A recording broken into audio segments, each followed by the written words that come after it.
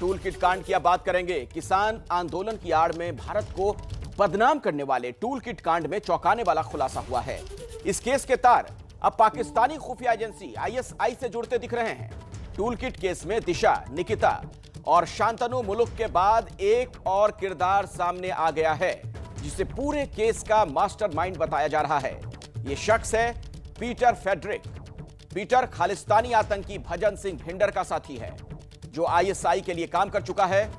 ABP news के पास Peter Frederick की exclusive तस्वीर भी है, जिसमें यह भजन सिंह भिंडर के साथ दिखाई दे रहा है। आपको बता दें, दिल्ली पुलिस के मुताबिक पीटर फेडरिक इस वक्त मलेशिया में रह रहा है, फांसीवाद पर शोध कर रहा है, रिसर्च कर रहा है, और इसने अमेरिका में महात्मा गांधी की मूर्ति तोड़ने की भी जिम्मेदारी ली थी। कितना विध्वंसकारी दिमाग इस शख्स का, इसी से आप अंदाजा लगा सकते हैं। और इस पूरे मामले के तार अब आईएसआई तक पहुंच चुके हैं, और किस तरह से एक अंतर्राष्ट्रीय साजिश थी विश्व मंच पर पूरी दुनिया के सामने भारत को बदनाम करने की, उसका आप अंदाजा लगा सकते हैं। कौन है पीटर फेडरिक, ये भी हम आपको बता रहे हैं। भारत विरोधी टूल किट तैयार करने का यह मास्टरमाइंड है, यानी इन सब के पीछे इसी का दिमाग था। पीटर तय करता था कि टूल किट किसे भेजना है, कौन सा हैशटैग ट्रेंड करवाना है, यानी ट्विटर पर या और अन्य सोशल मीडिया पर कौन सबसे अधिक दिखेगा। 2006 से भारतीय सुरक्षा एजेंसियों की रडार पर है, यानी पिछले काफी वक्त से इसकी तलाश है।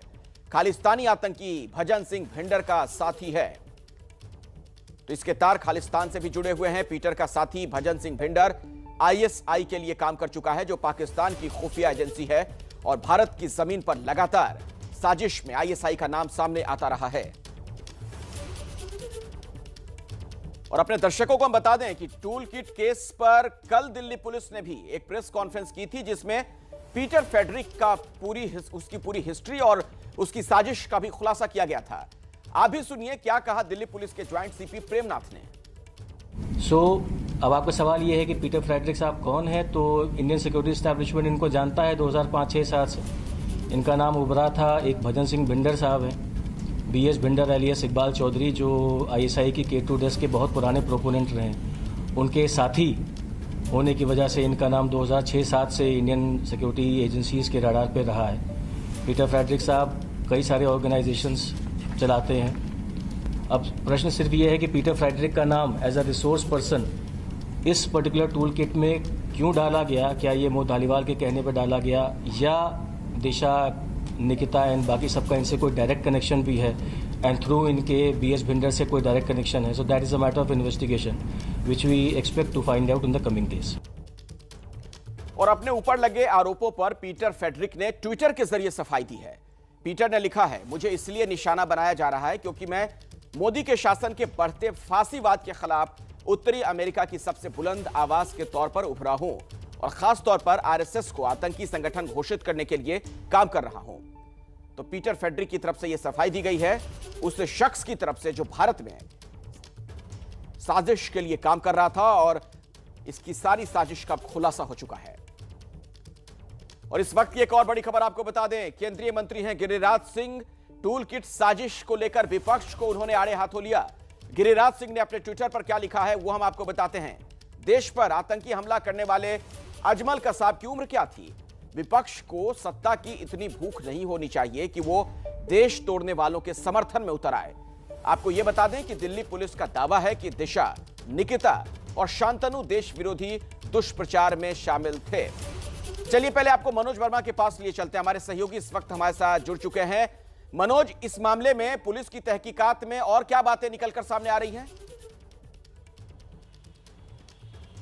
जी बिल्कुल, देखिए अभिषेक, देखिए आपको बताना चाहूँगा कि ये खुलासा तो हो ही चुका है कि पीटर फेडरिक का नाम इसके अंदर सामने आ रहा है, अखिलेश, और पीटर फेडरिक ही पूरा मास्टरमाइंड इस पूरे टूल किट का बताया जा रहा है, और वही ये तय करता था कि किसे टैग करना है, हैशटैग क्या होगा, और पूरी की पूरी जो टूल किट थी उसका मास्टरमाइंड इसे बताया गया है। इसी ने टूल किट तैयार करवाई थी, और 2006 से ये एजेंसियों की रडार पर है। और अगर बात की जाए तो निकिता की और शांतनु की, उनकी तलाश में लगातार दिल्ली पुलिस की जो स्पेशल सेल की टीम है मुंबई के अंदर मौजूद मौजूद है। हालांकि उन्होंने अपनी जो हाई कोर्ट के अंदर, बॉम्बे हाई कोर्ट में अपनी याचिका ज़रूर लगाई हुई है, लेकिन उसके बावजूद जो स्पेशल सेल की टीम है वो उन्हें तलाश कर रही है, क्योंकि इससे पहले भी उनसे पूछताछ हुई थी और पूछताछ में साफ तौर पर दोनों ने ये कहा था कि वो पूछताछ में सहयोग करेंगे, लेकिन अब वो फरार हो चुके हैं। इसीलिए नॉन बेलेबल वारंट जो है उनके खिलाफ इशू कराया गया है। वहीं जो इस मामले की दूसरी आरोपी है उसको जो है साइबर सेल की टीम ने अभी अपने रिमांड पर लिया हुआ है और उससे भी लगातार पूछताछ की जा रही है। तो जो मुंबई में जो टीम मौजूद है वो निकिता की और शांतनु की दोनों की तलाश लगातार कर रही है।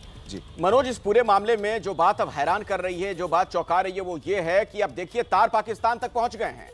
आईएसआई से तार जुड़ रहे हैं। जो कहा जा रहा था ना कि अंतर्राष्ट्रीय साजिश है, वो बात बिल्कुल एस्टैब्लिश होती हुई दिख रही है। जी बिल्कुल, देखिए ये तो बिल्कुल पहले ही साफ हो गया था कि जिस तरीके से 26 जनवरी को दिल्ली के अंदर हिंसा हुई थी वो एक सोची समझी साजिश के तहत हुई थी। और जब दिल्ली पुलिस ने सोशल मीडिया अकाउंट्स को खंगालना शुरू किया गया तो उसके अंदर टूल किट का नाम सामने आया और 4 फरवरी को टूल किट की जो FIR थी वो पुलिस ने दर्ज की। और जब टूल किट को रीड किया गया तो उससे ये साफ हो गया कि जिस तरीके से 26 जनवरी को हिंसा हुई थी और उसमें जो टूल किट में लिखा गया था वो बिल्कुल उससे मैच खा रही थी। इसके बाद दिल्ली पुलिस ने इन्वेस्टिगेशन को आगे बढ़ाना शुरू किया गया। गूगल को इसके बारे में लिखा, क्योंकि टूल किट का जो डॉक्यूमेंट था वो गूगल डॉक पर तैयार किया गया था।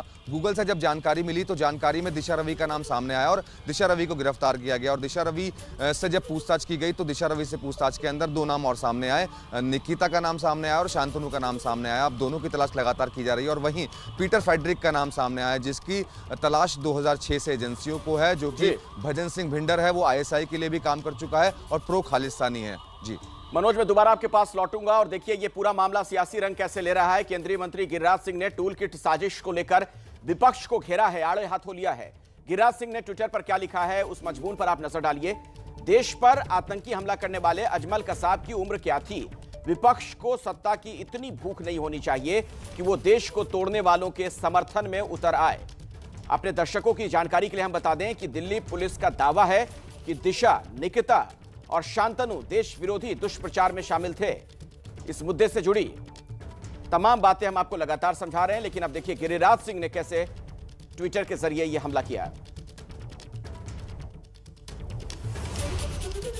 तो देश तोड़ने वालों के समर्थन में ना उतर जाए विपक्ष, यह कहना गिरिराज सिंह का। जिस तरीके से दिशा के समर्थन में कई पार्टियों के नेता सामने आ गए हैं, इसी को लेकर गिरिराज सिंह अब उन पर हमला कर रहे हैं।